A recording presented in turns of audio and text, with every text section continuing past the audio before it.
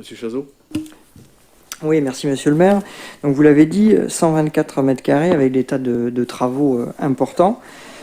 La question concernant la destination, vous y en avez effectivement répondu, à savoir si on se plaçait dans un cadre professionnel ou dans un cadre d'habitation.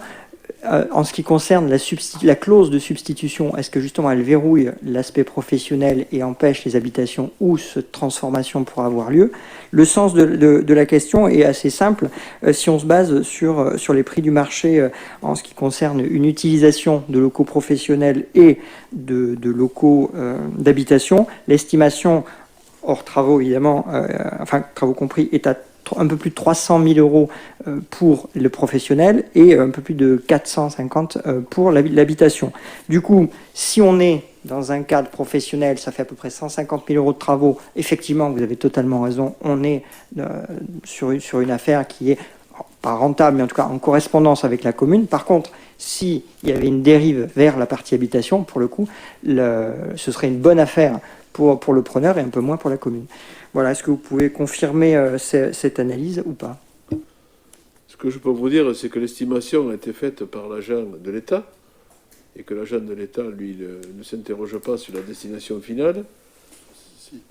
Il faudrait oui, mais est-ce que alors il faudrait un changement de destination? Voilà, ce que nous ne ferons pas. Donc que la commune est maître de l'affectation, de la non-affectation vers ce que vous craignez. D'accord. Voilà. D'où la fameuse clause de substitution, c'est bien ça? Ou c'est un autre sujet? Je me tourne vers ma collaboratrice. Delphine. Vous avez pas Non, il n'y a pas de clause de substitution. Ah bah c'est dans la délibération. Il y a une suspensive.